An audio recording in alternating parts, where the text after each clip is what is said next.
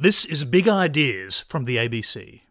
I was just thinking about the topic for tonight, and there's so many strands that it can go in. My first thought was that plenty of people actually throughout history have attempted to create the master race. Usually they've done that by trying to eliminate people that they thought got in the way of realising that goal. But what if technology gives us the means to do something similar? Does that change the ethical questions that are at play? Does it mean that it's something that we should pursue, given that we can do it through technological means, or is it something that really is best left untouched, that we're perhaps meddling with something that we don't understand? Is this a form of, extreme form, I suppose, of social engineering, or are there public benefits that we should be thinking about and pursuing? Who would make these sorts of decisions? Would parents make decisions about the perfect children that they're going to bring into the world? If so, what's the basis of their right to make that choice? Is it essentially a consumerist decision? We get to make choices about the cars that we buy, why not the children that we have? Or are there broader social questions at play as well? Is there a social benefit in giving people that choice? Kids can't choose their parents. Why should parents be able to choose their kids? And then, of course, there are the health dimensions to this area. Is it okay to do things that would result in the termination of fetuses, for instance, if it results in advances in medical research, in health research? What about creating people, having children, for the same reason? Does that raise a different set of questions, or is it essentially the same thing? If you're for one, do you have to be for the other? And the same with being against them. These are all questions I can't answer. So you're lucky that I'm not going to. Instead, we have a group of people who can, and answer them in very different ways, but all in very enlightening ways. So the way I'm going to run this, just so you're aware, I'm going to go, it's 22 now, so I'm going to go till probably about 7:15, maybe a bit longer depending on how much fun we're having. And then after that we'll open the floor for questions. I'll say this now and I'll say it again later. When we open the floor for questions, we're opening the floor for questions, not speeches, not for people outlining electoral platforms, none of that. We're opening the floor for questions. I'm going to start by asking the first question, because that's what I get to do. And Julian, I'm going to direct it to you, if that's okay. Take us through this concept that you talk about of proactive beneficence. Congratulations on a great nugget of language, but what does it mean? Well, it's such a great nugget of language that it's very immemorable, because it's actually procreative beneficence. Right. It's the idea that we have an obligation in procreation to bring about the best children that we can have. The basis of it is that nature has no mind to equality, no mind to health, no mind to happiness in terms of the children that it produces, the embryos and fetuses. There are huge disparities in terms of the diseases that children are born with, how healthy they are, but also in terms of their gifts or talents, or even their basic abilities to control their impulses, to be able to attend and concentrate enough at school, to be able to learn enough to be able to participate in society. So what modern genetics and modern science and sort of stuff that Gab Kovacs is doing enables us to do now is to create a range of embryos and to test the biology of those embryos and gain some information about how likely they are to develop certain diseases. But very soon it will give us information about the kinds of dispositions, personality, characteristics, abilities, disabilities, gifts, talents, and so on. And the idea is that we should use that knowledge to select from a range of children that we could have, the children who are going to have the healthiest lives, or predicted to have the healthiest lives, and those that start off life with advantages rather than disadvantages. So if you like, it's to correct the unfairness of the natural lottery.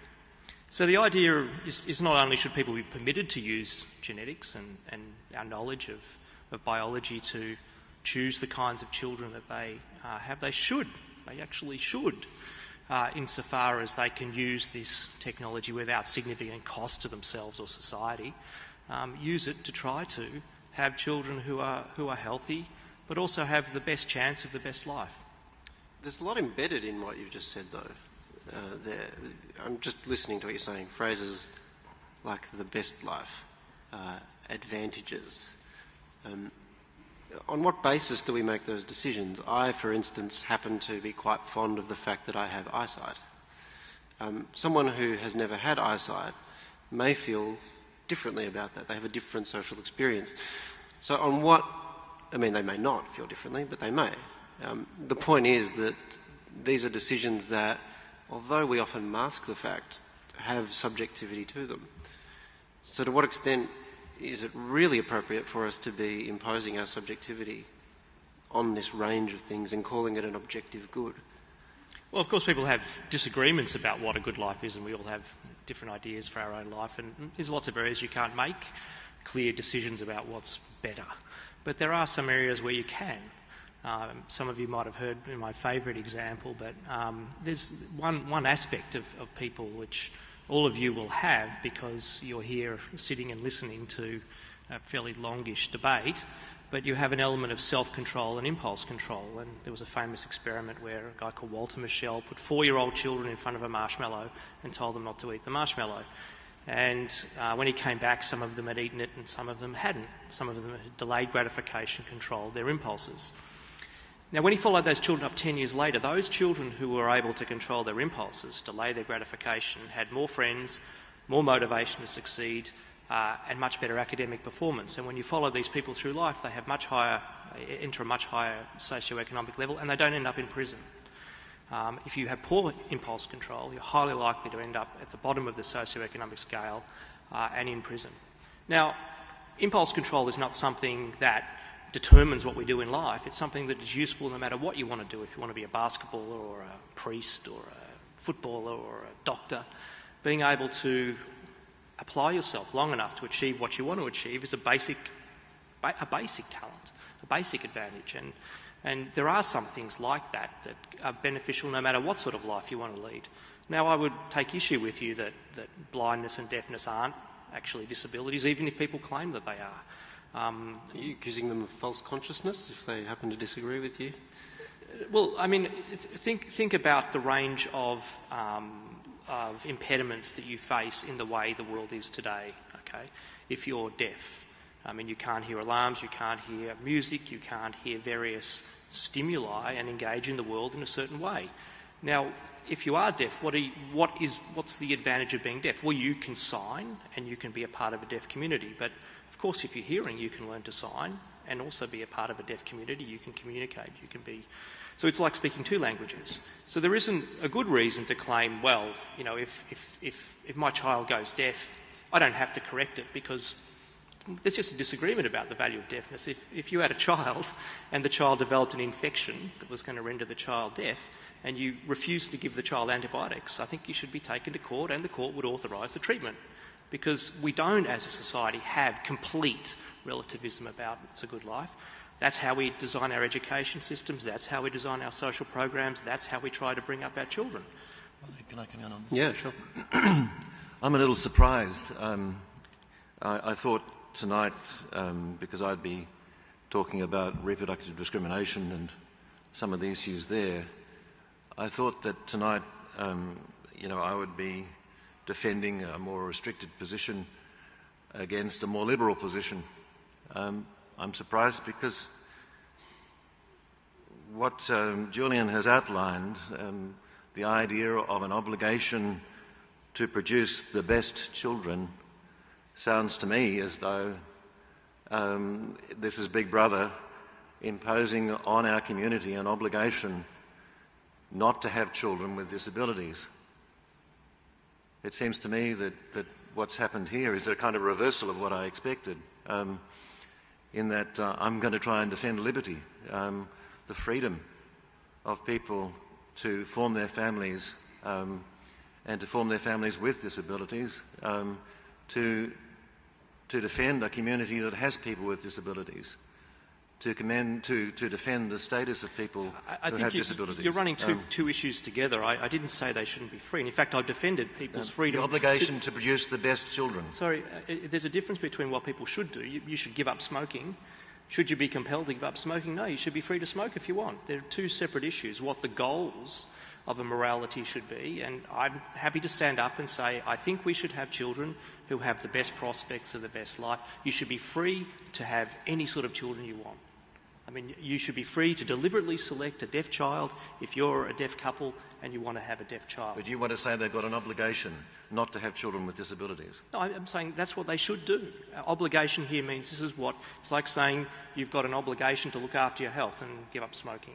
Now, I think we can have this kind of discourse without imposing on people restrictions of their freedom. In fact, I'm the one that's defended procreative liberty or procreative freedom, the freedom to... Well, more than that, beneficence. Well, so what I'm arguing here is that you should have some account of the good to guide those decisions, but at the end of the day, we live in a liberal society and people should be free to decide how many children they have, when they have children, and what kind of children they have. When you put up the word obligation in a society, obligation and the language of obligation doesn't come without weight.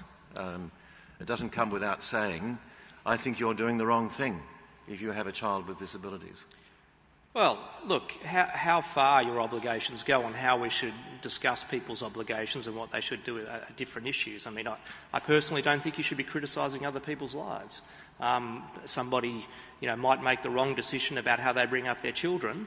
That doesn't mean we have to criticise them. These things are separable. They don't necessarily fall together. Oh, but come on, Julian, you're making an ethical argument about what people should do and what they shouldn't do. That implies a judgment about what other people are doing. You can't escape that.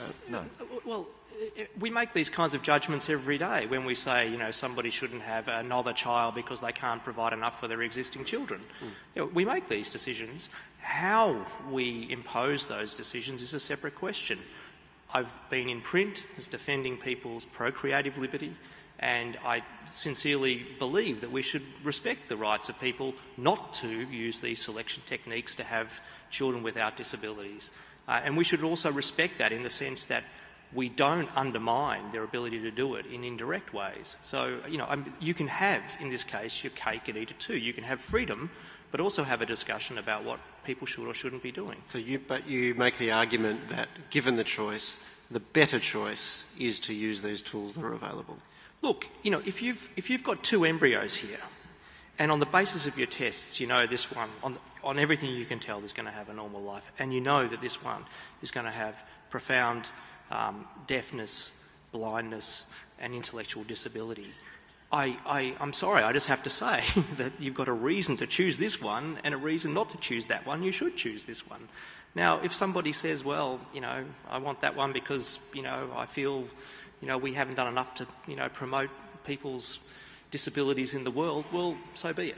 I want to bring Gab Kovacs on this in a moment, but just one final question. Is there a danger of setting up a false choice here? The comparison between someone who lives, for example, with deafness or without it, whereas for the person concerned, the choice is really living with deafness or not at all.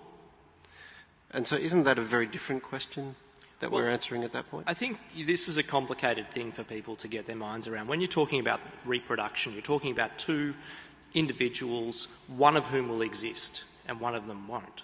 So you'll either have a child who will be born hearing or you'll have a child who will be born deaf, but you can't make the deaf child hearing, and likewise in this case you can't make the hearing child deaf. You're faced with this choice. So the question is, which is it better to bring into the world? But you only have this choice if people have their children on IVF programs, which at the moment is something like, 1%? 3%. 3%, is it? Babies. 3% of babies. Yeah. So it's a small proportion. What you're talking about, this kind of choice, is only available to those people who are on IVF programs. Are you suggesting that... Gab Kovacs is itching to get in here, so I'll try to... Well, we're just going to say, let's bring our feet back on the ground. I really am impressed by how much you think we can actually achieve.